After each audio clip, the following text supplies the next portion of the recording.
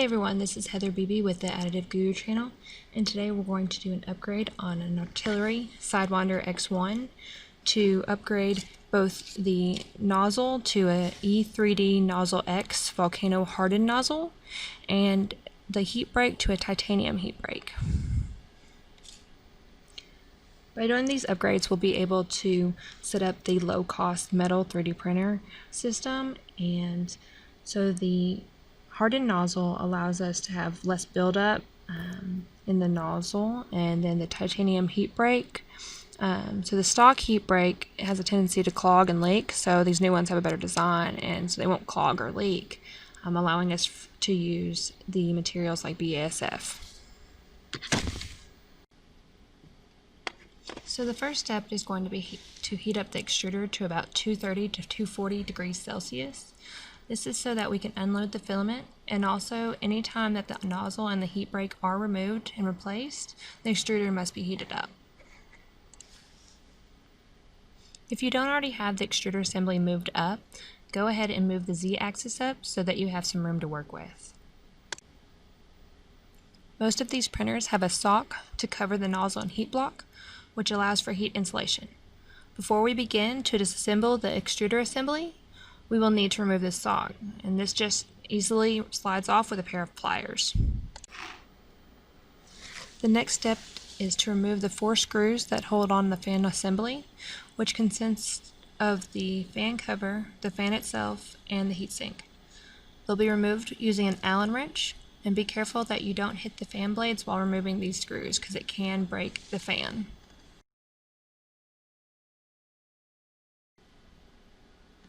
Once you've removed those 4 screws, set the screws and fan cover to the side along with the heatsink.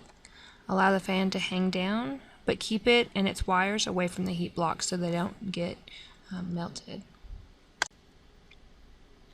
The next step is to use pliers to hold the heat block in place while we remove the nozzle.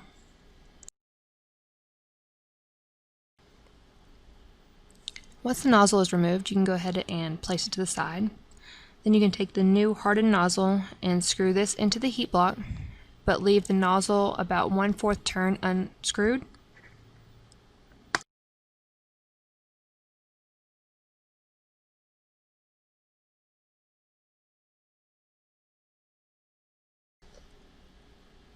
Now we're going to unscrew the 4 screws that hold the extruder assembly together, which are these 4 screws right here.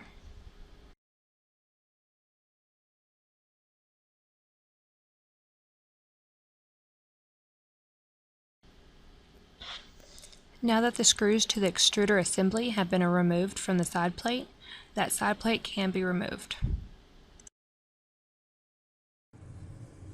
So we're going to take out this.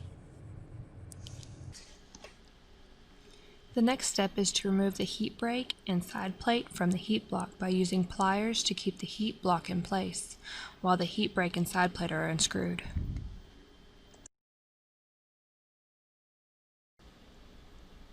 The HeatBreak can now be removed from the side plate.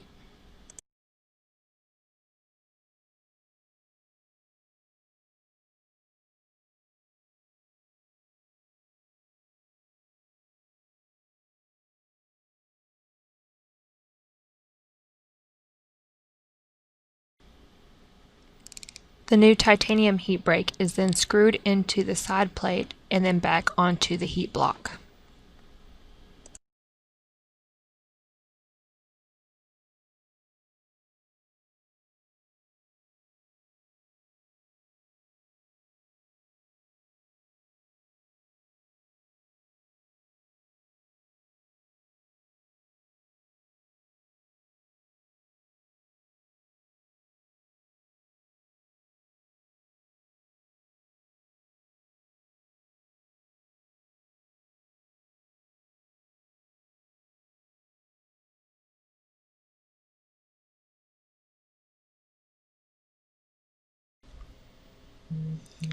Before we reattach the side plate to the extruder assembly, we will need to cut a piece of PTFE tube. The tube will be inserted into the connector and cut about 1 centimeter above the top.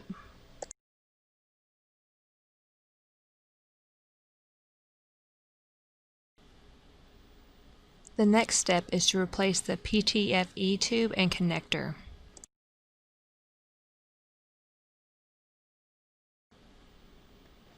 The side plate can now be mounted back onto the extruder assembly and the 4 screws replaced.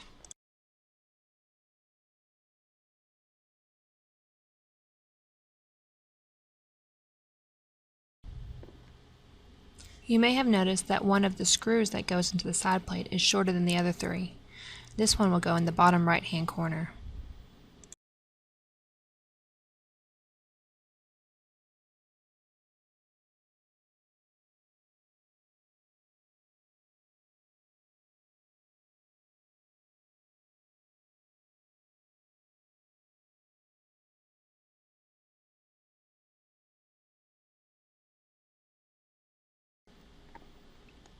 Now that the side plate is screwed back onto the extruder assembly, the nozzle can be tightened the rest of the way.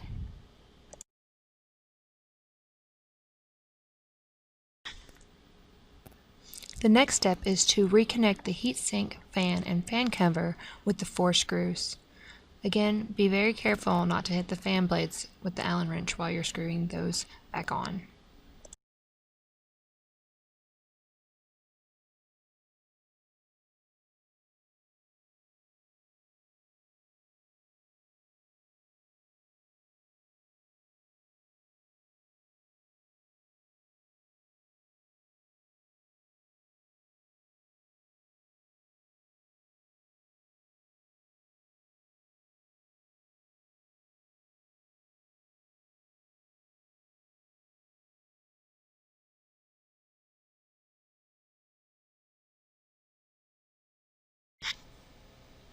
Now that the fan assembly is reattached, the sock can be put back onto the nozzle and heat block so that we can get the insulation that the sock provides.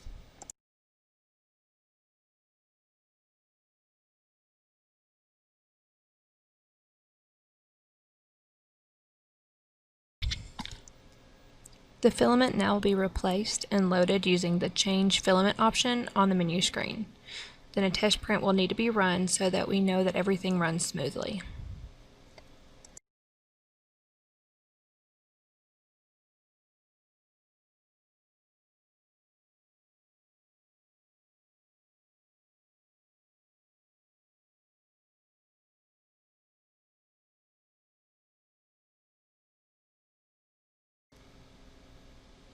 The only thing that is left for the upgrade to be able to run the low-cost metal filament, such as BASF, is to add the borosilicate glass bed plate, which is going to be shown in another video.